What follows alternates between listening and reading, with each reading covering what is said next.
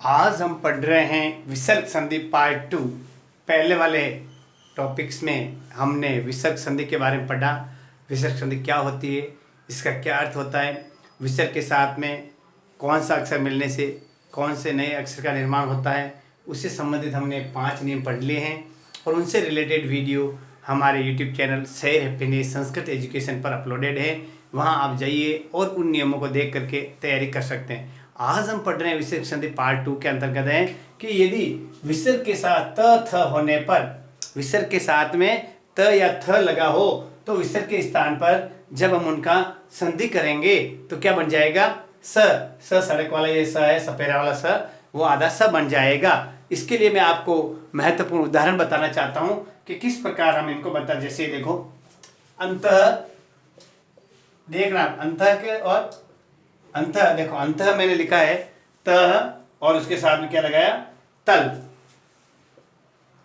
अंतः, देखो ये विसर्ग है, विसर्ग देखा आपने। अब विसर्ग के साथ में क्या इधर क्या मिल रहा है? देखो त मिल रहा है। तो अब इस विसर्ग को हटा के हमको क्या करना है? जो त या थ है उसको क्या करेंगे? स बना देंगे। क्या बना देंगे? देखो तो क्या करेंगे? देखो अब देखो, अंतः धन तल, अंतः धन तल। आप वापिस देखिए सेंटेंस को, अंतः धन तल, ये विसर्ग है, इस विकास में त है, तो इस को हटा के हमको क्या करना है? वो उधर देखो आप, स जो गांठ वाला स है यानी स सपेरा वाला स है उसमें बदल देंगे। कैसे बताएंगे? देखो अंत, ये तो त लिख दिया, अंत पहले वाला। अब विसर्ग को हटा के श और वापिस तल, तो अंत प्लस तल को हमने संधि करने के लिए अंतस्थल बन गया। आगे हो गया आपके समझ में कि नियम क्या कह रहा है। यदि विसर्ग के साथ में त थ का दोनों का मेल हो तो विसर्ग को हटा के स बना दिया जाएगा। अब देखो, निस्तेज ये शब्द है, इंपोर्टेंट भी है। इसकी जो बना हुआ शब्द है देखो आप, निस्तेज, इसका हमें विच्छेद कीजिए। तो क्या करेंगे? नि विसर्ग तेज। क्यों भाई, क्यों करेंगे? जो स था इस स को हटा के हमने किस में बदल दिया? विसर्ग में। क्यों कि ये कहता है कि जो स होता है संधि करने पे वो विसर्ग स में बदल जाएगा और विच्छेद करने पे वापिस वो स किस में बदल जाएगा? विसर्ग में बदल जाएगा। तो हमने क्या लिखा? नि धन तेज। अब देखो इसके लिए एक महत्वपूर्ण उदाहरण है, नमस्ते। नमस्ते शब्द इंपॉर्टेंट है। अधिकतर आपके आरएस आईएएस जो भी एग्जामिनेशन होते हैं बड़े बड़े, उनमें भी संधि संबंधित प्रश्न पूछे जाते हैं। नमस्ते शब्द की संधि के बाद विच्छेद कीजिए तो नम धन। क्यों करेंगे? देखो नम और क्या लगा दिया हमने? विसर्ग, तो स का तो विसर्ग हो गया। अब पीछे क्या बचा है? ध्यान है आपको? क्या बचा है? देखो ते, क्या बचा है? ते, तो नम धन, तो ये हो गया नमस्ते का क्या हो गया? विच्छेद। क्या हो गया? विच्छेद। तो अब आपको अच्छी तरह से ये समझ में आ गया। अब एक लेते हैं दूधन तर। दूधन तर का क्या कीजिए? संधि कीजिए। तो क्या करेंगे? विसर्ग को हटा के दुस्तर, ये हो गया। देखो आगे हो गया आपके अच्छी तरह समझ में। जो पहला छठा नियम है कि विसर्ग के साथ में त थ होने पर क्या विसर्ग का हम स बना लेते हैं। ये आपका था विसर्ग संधि पार्ट 2 के अंदर छठा नियम। अगला नियम है, ध्यान रखना कि विसर्ग के साथ में यदि स हो तो वापिस क्या बन जाएगा? स बन जाएगा। नियम लिख देता हूं आपके, देखो विसर्ग के साथ स हो तो विसर्ग का क्या बन जाएगा? वही स बन जाएगा।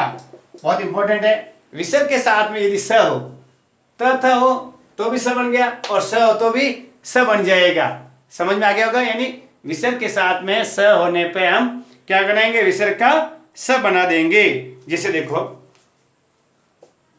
नि विसर्ग संदेह।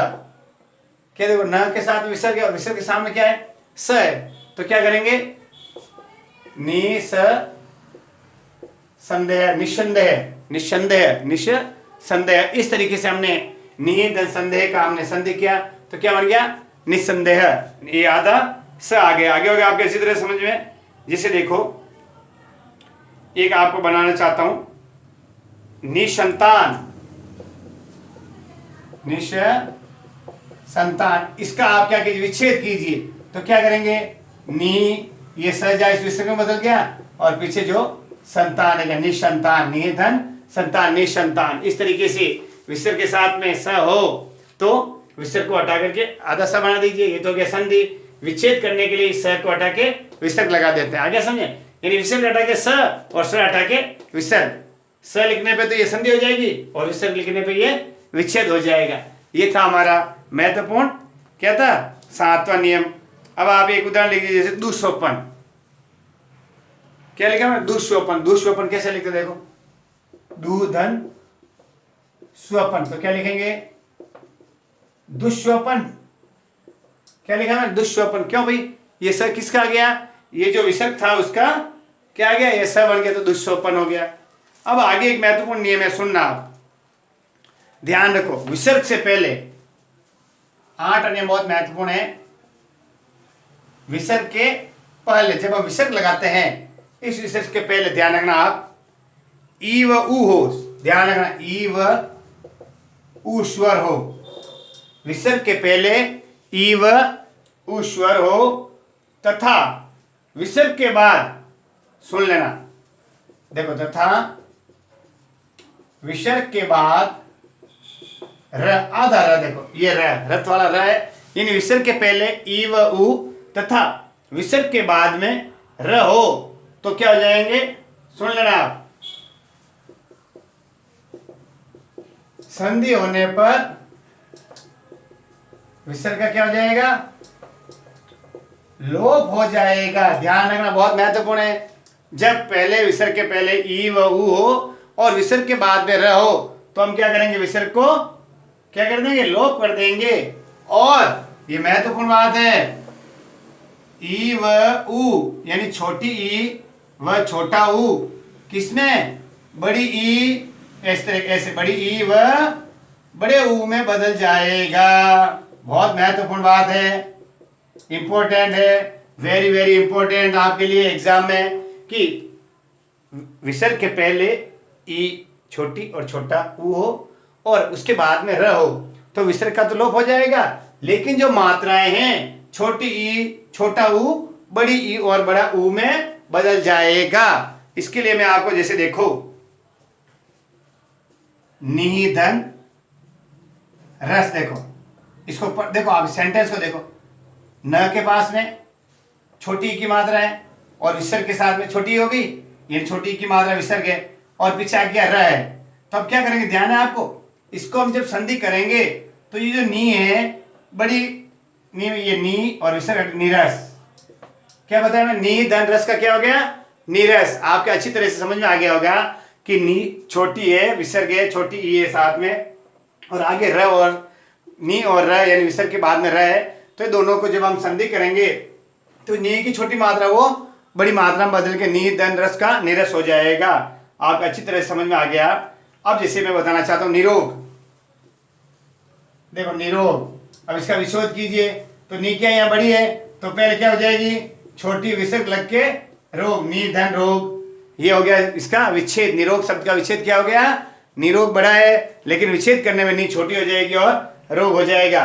ठीक इसी तरह से नीधन रज क्या हो गया भाइयों? नीरज। आपको अच्छी तरह समझ में आ गया होगा जो मैं एग्जांपल आपको बता रहा हूं। नीधन रज, नीरज। देखो दूरधन रम्य, क्या लिखा मैंने? दुरम्य। क्या लिखा मैंने? दुरम्य का क्या होगा? देखो दू धन रम्य, ये छोटा ऊ था, बड़ा ऊ था तो हमने किसे बदल दिया? छोटा ऊ में और विसर्ग लगा के रम्य कर दिया। ये 8 वाला नियम बहुत ही अच्छा है, इससे संबंध रिलेटेड। जैसे देखो नीरज, निरेंद्र, चक्षु रोग, दुरोज, निरोग, नीरव। अब नीरव भी बहुत अच्छा, देखो निधन रव तो क्या हो गया?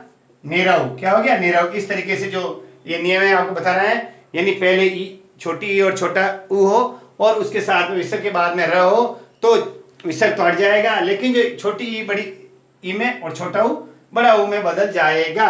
जैसे नीरस को हमने विच्छेद किया तो नी छोटी में और रस में, और नी धन रज का मैं संधि की तो नी बड़ी हो गई और नीरज बन गया। आज के अच्छी तरह समझ में ये 8वां नियम आ गया होगा। अब 9वां नियम इससे संबंधित है, सुनो, इसी से रिलेटेड है। 9वां नियम मैं आपको बताना चाहता हूँ। 8 नियम मैंने आपको बता दिए हैं जो बहुत ही महत्वपूर्ण है आपके लिए। 8वां नियम कि ई और पीछे विसर्ग के साथ में र हो तो छोटी ई छोटा ऊ बड़ा ई और बड़ा ऊ में बदल जाएगा और विसर्ग हट जाएगा। अब आपको 9th नियम है जो विसर्ग के पहले देखो, विसर्ग के पहले ध्यान रखना, विसर्ग के पहले क्या हो, अ क्या आता है, स्वर क्या आता है, विसर्ग के पहले अ स्वर हो और विसर्ग के साथ में, अब देखो सुनो, विसर्ग के पहले अ हो तथा बाद में अ के अलावा यानी दूसरे कौन से है, ई उ और आई आए समझे, अ के अलावा कोई भी क्या हो, अन्य स्वर, अ के अलावा अन्य स्वर हो तो, आया समझे, यानी विसर्ग के पहले केवल अ हो और उसके बाद में विसर्ग के बाद में जोड़ने के संबंधित अ के अलावा कोई अन्य स्वर हो तो विसर्ग का लोप हो जाएगा, बाकी कुछ चेंज नहीं होगा।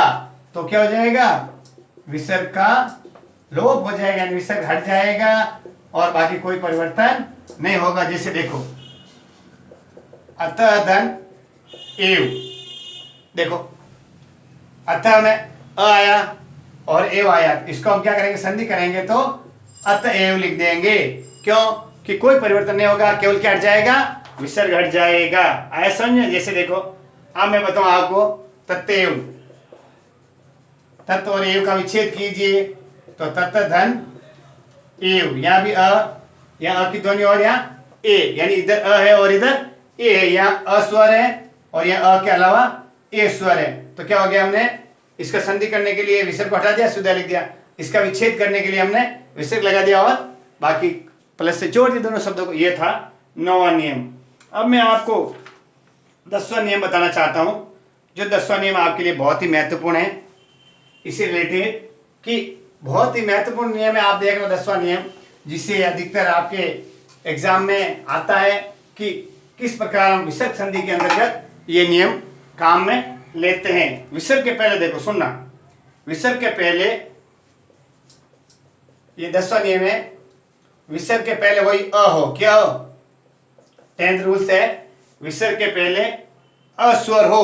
ध्यान रखना आप, विसर्ग जो आता है उसके पहले कौन सा स्वर होना चाहिए, अस्वर हो, तथा साथ में यानी दूसरी तरफ जो दूसरा वन होता है उसमें देखो क्या हो जाना चाहिए, ये शब्द याद रखो, अ ग घ ड़, कौन से, तो विसर्ग के पहले तो अ होना चाहिए, उसके साथ में अ ग घ ड़ और ज ज है, कुछ समझ आया आपको, यानी तीसरा चौथा और पांचवा वर्ण होना चाहिए, तीसरा चौथा और पांचवा वर्ण, ड ढ और अण।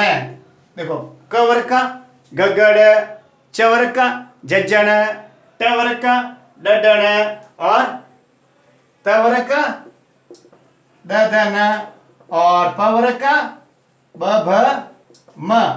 आया आपके समझ में। मेरे कहने का मतलब है कि विसर्ग के पहले अ हो, उसके बाद में क वर्ग का तीसरा चौथा पांचवा यानी गगड़, च वर्ग का तीसरा चौथा पांचवा जजन और ट वर्ग का डडन, त वर्ग का ददन और प वर्ग का ब भ म हो, और उसके साथ में य र ल व, इनमें से कोई भी एक अक्षर हो और आगे बाद में ह, इतने अक्षरों में से कोई भी अक्षर इनके साथ हो तो क्या हो जाएंगे, विसर्ग के मेल, विसर्ग को हटा देंगे और जो विसर्ग के स्थान पे जो वर्ण बनेगा वो क्या हो जाएगा, अ के स्थान पे ओ बन जाएगा। बहुत महत्वपूर्ण है, यानी विसर्ग के पे वापस देखो, विसर्ग के पहले अ हो और विसर्ग के बाद में क वर्ग का गगड़, ये तीसरा चौथा पांचवा वर्ण, क वर्ग का तीसरा चौथा पांचवा वर्ण, च वर्ग का तीसरा चौथा पांचवा वर्ण, ट वर्ग का तीसरा चौथा पांचवा, त वर्ग का और प वर्ग का यर ल और ह हो तो उनके मात्रा में हिसाब से क्या बदल जाएगा, ओ की मात्रा यानी ओ में बदल जाएगा। जैसे मैं आपको एक बनाना चाहता हूं, जैसे देखो मन धन अभिलाषा, मन धन अभिलाषा, देखो यहां मन विसर्ग के पहले अ है, विसर्ग के बाद में भी अ है, तो क्या हो जाएगा, विसर्ग किसमें बदल जाएगा, ओ में, तो क्या हो जाएगा बताओ, अ और ओ मिल क्या हो गया, मनोभिलाषा। ये अ होता है, इधर भी आया है तो दोनों मिलके क्या हो गया, मनोभिलाषा। मन धन अभिलाषा क्या हो गया? मनोभिलाषा। अब देखो एक इधर देखो देखो, सर धन ज, वेरी वेरी इंपॉर्टेंट, सर धन ज। तो यहाँ अ है और यहाँ ज है, इधर अ आ गया और ज, तो क्या हो गया? विसर्ग किस में बदल जाएगा? ओ में। तो क्या बन गया ये? सरोज। सर धन ज का संधि कीजिए, क्या बन गया ये? सरोज बन गया। आपके लिए बहुत ही महत्वपूर्ण है। अब तपोबल, तपोबल शब्द का विच्छेद कीजिए, तो क्या करेंगे? तप धन बल। क्यों यहाँ क्या है? देखो अ आ गया, प कैसा, यानी ध्वनि अ की आई, और इसे प वर्ग का तीसरा कौन आ गया? ब आ गया, प वर्ग का ब आ गया, तो ये विसर्ग किस में बदल गया? ओ में बदल गया। तो क्या बन गया ये? तपोबल। आगे हो गया आप अच्छी तरह समझ में। अब एक देखो मनोयोग, मनोयोग तो क्या आ गया? मन धन योग, मन धन योग। तो मन धन योग क्यों? न के अ है और पीछे ये लव है, ये अक्षर मैंने पूछा बताया आपको, इस तरीके से ये हो गया। अब देखो, अब बताता हूं आपको, एक शब्द लेता, मनाधन रंजन, मनाधन रंजन, इसका संधि कीजिए, तो क्या करेंगे? र इधर है, इधर अ है, तो न के साथ ओ, तो क्या बन गया? मनाधन रंजन का मनोरंजन।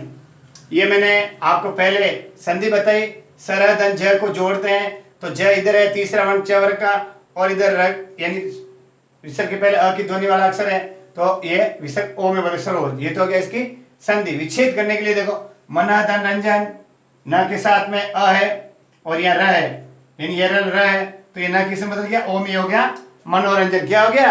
मनोरंजन। अब मैं आपको महत्वपूर्ण बताना चाहता हूं, जैसे पुरोहित, क्या लिखा मैंने? पुरोहित। तो क्या हो गया? देखो इसका आप क्या कीजिए? विच्छेद कीजिए, तो पूरा धन हित, रखे देखो ओ था, रखे साथ ओ की मात्रा थी, ओ काट के र बन गया और विसर्ग बन गया र के पास में, और यह बन गया पूरा धन हित। आप अच्छी तरह से आगे होगा समझ में। वेरी वेरी इंपॉर्टेंट रूल्स है कि विसर्ग के पहले अस्वर हो और विसर्ग के बाद में अ, क वर्ग का गग्गड़, च वर्ग का झज्जण, ट वर्ग का डड्डन, त वर्ग का ददन, प वर्ग का बबम, य ल और ह हो, तो विसर्ग ओ में बदल जाएगा संधि करने के लिए। इसका उल्टा विच्छेद करने के लिए ओ है जो विसर्ग में बदल जाएगा। ओ है देखो मनोरंजन है, तो ये ओ को हटा के कैसे किया हमने? मन धन रंजन। जिस शब्द के साथ ओ की मात्रा है, मात्रा हटा के उसके साथ क्या लगा देंगे हम? जैसे पुरोहित में र है ओ की मात्रा, तो र के पास विसर्ग लग गया, पूरा धन हित। तो मैंने आपके लिए जैसे बहुत महत्वपूर्ण है यशोदा, देखो यशोदा शब्द कई बार RS IS में भी आ चुका है, इसका विच्छेद कीजिए, तो सीधा साधा है यश धन दा। सीधा साधा क्यों? अभी विच्छेद करने के लिए स के बाद ओ की मात्रा थी, उसको हटा दो और विच्छेद लगा, तो क्या हो गया? यशोदंदा, यशोदा। और एग्जाम्पल बताना चाहता हूं, तपोभूमि, अधोवस्त्र, मनोनुकूल, मनोहर, मनोयोग, अधोभाग, तपोबल, मनोरंजन, वयोवर्ध, सरोज, मनोभिलाषा, यानी जिसमें ओ की मात्रा वाला जो शब्द आता है वो आपके विसर्ग संधि से रिलेटेड है। तो मैंने आपको आज 6 से लेकर के 10 नियम बताए हैं। पूरी कोशिश की है कि आप विसर्ग संधि को अच्छी तरह समझे। ये जो 10th रूल्स है बहुत ही अच्छा है कि अ के साथ में ये जो मैंने तीसरा चौथा पांचवा वर्ण बनाया, तो वो विसर्ग हट करके ओ की मात्रा बन जाएंगे। तो साथियों, आप सभी तैयारी करते रहिए और कोशिश कीजिए कि आप सभी अच्छे अंकों से पास होएं, और जो कॉम्पिटिटिव एग्जाम की तैयारी कर रहे हैं उन्हें हमारी तरफ से अग्रिम शुभकामनाएं कि वो जल्दी से जल्दी अपने कैरियर में सफलताएं प्राप्त करें और अच्छी सर्विस जॉब लगे आप सबका। तो आप सब यूट्यूब चैनल शेयर अपने संस्कृत एजुकेशन को आगे से आगे बढ़ाते रहिए और बच्चों के पास भेजते रहिए ये वीडियो, ताकि हमारे जो छोटे बच्चे हैं वो भी पढ़ सकें, और जो भाई कॉम्पिटिटिव एग्जाम की तैयारी कर रहे हैं वो भी सफलता हासिल कर सकते हैं। तो आप देखते रहिए YouTube channel share Sanskrit education. नमस्कार।